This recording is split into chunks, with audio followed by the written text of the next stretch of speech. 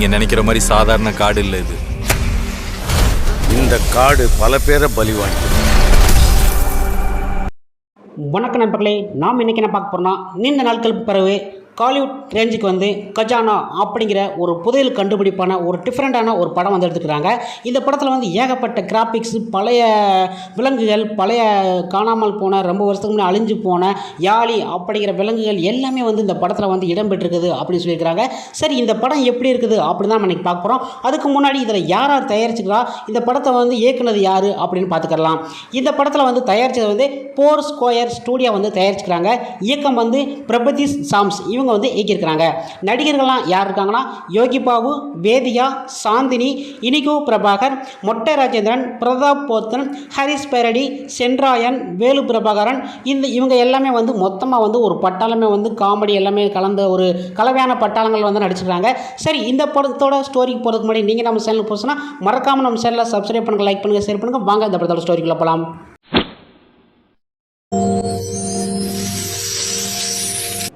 வணக்கம் நண்பர்களே, கஜானா அப்படின்னாலே வந்து உங்களுக்கு என்னென்ன தெரியும்? கஜானானாலே வந்து அந்த காலத்தில் வந்து அரசர்கள் இவங்க எல்லாமே வந்து ஒரு பாதுகாப்பாக வந்து பொண்ணு, பொருள், நகை எல்லாத்தையுமே வந்து ஒரு இடத்துல வந்து பொக்கிஷமாக வைக்கிறது தான் வந்து கஜானா அப்படி நம்ம எல்லாத்துக்குமே தெரியும். அதை வந்து பாதுகாக்கிறதுக்கு பல விதமான டெக்னிக்லாம் அந்த காலத்தில் வந்து என்னென்னமோ வந்து பண்ணி வச்சுருப்பாங்க.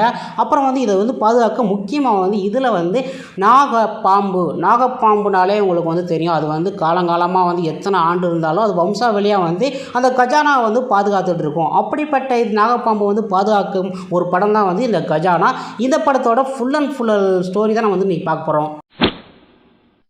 இந்த படத்தில் வந்து முதல்ல வந்து ஸ்டார்டிங்கிலே வந்து இந்த மாதிரி வந்து கஜானா இருக்கும்ல, அதை வந்து யாரெல்லாம் வந்து அங்கே போகிறாங்களோ அவங்க எல்லாத்தையுமே வந்து அழிச்சிடும். திரும்பி வந்து யாருமே வந்து ரிட்டர்ன் வரமாட்டாங்க. இப்படி வந்து பல கூட்டங்கள் வந்து அதை வந்து எடுக்க எப்படியாவது போகணும், அங்கே ஒரு நாகமணி இருக்கான் அப்படின்னு சொல்லிட்டு விலை மதிக்க முடியாதான் அப்படின்னு சொல்லிட்டு எல்லாருமே வந்து சொல்லுவாங்க. இதை வந்து ஒரு கட்டுக்கதை அப்படின்னு சொல்லிட்டு நம்ம ஹீரோ எல்லாமே வந்து அவங்க ஃப்ரெண்ட்ஸோடு சேர்ந்து வந்து இதெல்லாம் வந்து கட்டுக்கதை அப்படின்னு சொல்லிட்டு இவங்க எல்லாமே வந்து போய் அதை வந்து அந்த நாக கற்களை வந்து எடுக்க வந்து போவாங்க.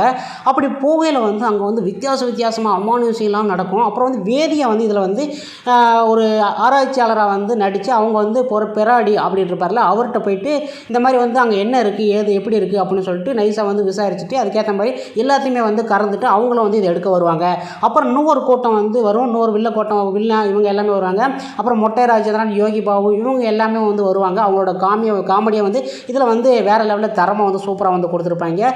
இவங்களை மீறி வந்து இந்த கஜானாவை வந்து யார் வந்து கைப்பற்றினா, இதுக்கு அடுத்து வந்து நடக்கிறது என்ன, இந்த பாம்புங்கிறது உண்மையாகவே இருக்குதா இல்லை அதுக்கு பின்னாடி வந்து ஏதாவது மந்திரம் தந்திரம் இந்த மாதிரி இருக்குதா என்பதான் அந்த படத்தோட மீறி கதை. இந்த படத்தில் நடித்த எல்லாருமே வந்து அவங்க கொடுக்கப்பட்ட கதாபாத்திரத்தை வந்து சூப்பராக கொடுத்துருக்காங்க. அது மட்டுமா ஹாலிவுட்டை மிஞ்சின லெவலுக்கு வந்து இதில் வந்து வேறு லெவலில் ரொம்ப வருஷமாக வந்து ட்ரை பண்ணி எடிட்டிங்கை நம்பியே வந்து இந்த படத்தை வந்து எடுத்துருக்குறாங்க. இதில் கதையோட எடிட்டிங் தான் முக்கால்வாசி சொல்லலாம். அது மட்டும் இல்லை, அந்த காலத்தில் அழிஞ்சு போன யாழிங்கிற ஒரு யானையை வந்து மையமாக வந்து இதில் வந்து அமைச்சிருக்காங்க. கிராஃபிக்ஸு, விலங்குகள், பறவைகள் எல்லாமே வந்து சூப்பராக வந்து இருக்குது.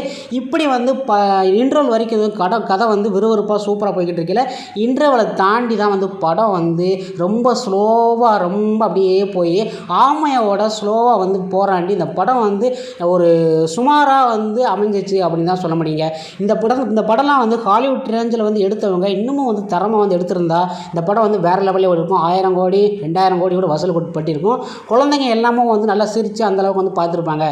ஆனால் இன்டர்வலுக்கு அடுத்து டேரக்டர் வந்து தூங்கிட்டாரா என்னன்னு தெரில. அதுக்கடுத்து வந்து அவர் வந்து படத்தை வந்து அப்படியே வந்து சொதப்பிட்டார். அப்புறம் வந்து என்ன நடக்குது, பாம்பு வந்து அடிக்கடி வந்து வரும், அந்த பாம்போட நாகத்தை இது வந்து வரும், அது ஏன் வருது எதுக்கு வருதுன்னே தெரியாது. அப்போக்கப்போ வந்துட்டு போவோம். அங்கே திடீர்னு வந்து ஒருத்தவங்க வந்து பூஜை பண்ணுவாங்க, கழுகு இதெல்லாம் வந்து வேஷம் போடுவாங்க. இப்படியே வந்து கதை வந்து மாற்றி சின்ன பசங்க பார்க்குற மாதிரி கார்ட்டூன் படம் மாதிரி ஆக்கிட்டாங்க. இந்த படம் வந்து நான் கொடுக்க வேண்டிய ரேட்டிங் வந்து 5க்கு வந்து 2 தாங்க கொடுப்பேன். அந்தளவுக்கு தான் அந்த படம் வந்து ஒருத்தரும் சொல்ல முடியும். வீக்கெண்டில் போராடிச்சுன்னா சின்ன பசங்க ஒரு தடவை பார்த்து என்ஜாய் பண்ண ஒரு டிஃப்ரெண்டான மூவி. ஓகே ஃப்ரெண்ட்ஸ், உங்களுக்கு வீடியோ பிடிச்சினா மறக்காம சேனலை சப்ஸ்கிரைப் பண்ணுங்கள், லைக் பண்ணுங்கள், ஷேர் பண்ணுங்கள். இது போன்ற வீடியோ நெக்ஸ்ட்டில் செஞ்சு. நன்றி, வணக்கம்.